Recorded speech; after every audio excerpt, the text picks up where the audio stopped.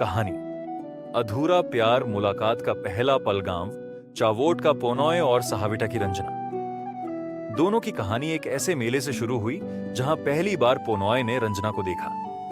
रंग बिरंगी रोशनी, खिलौनों की दुकानें और ढोल नगाड़ों की आवाज से भरे उस मेले में रंजना की मुस्कान ने पोनॉय के दिल पर ऐसा असर डाला कि वह बस उसे देखता ही रह गया। रंजना का चेहरा, उसकी सादगी और उसकी आंखों में छुपा गहराई का समंदर।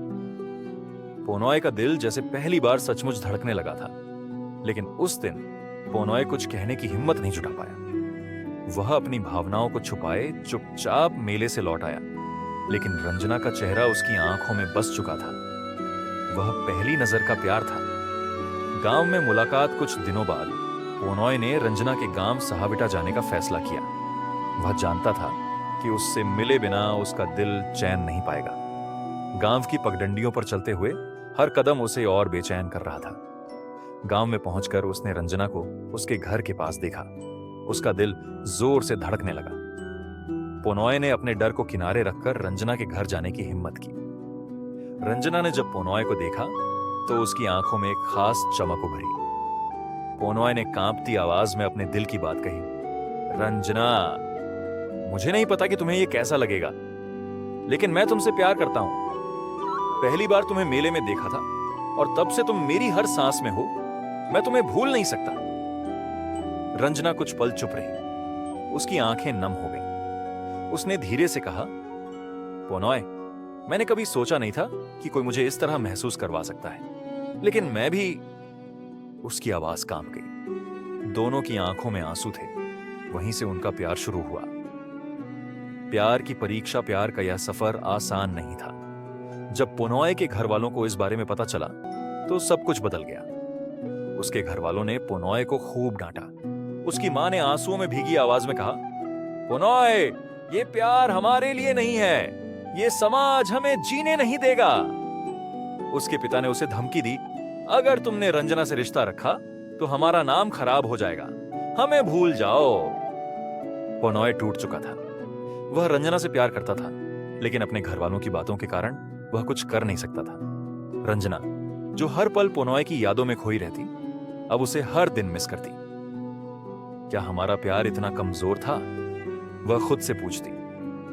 पोनॉय भी उससे दूर रहकर हर पल तड़पता रहा। दोनों की जिंदगी में एक ऐसा खालीपन आ गया जिसे भर पाना मुश्किल लग रहा था। फिर से मुलाकात कई दिनों बाद पोनॉय फिर रंजना के गांव गया।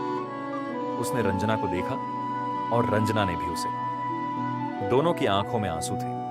रंजना की आंखें मानो चिल्ला चिल्ला कर कह रही थीं, पोनॉय, मुझे छोड़कर मत जाओ। मैं तुम्हारे बिना नहीं जी सकती।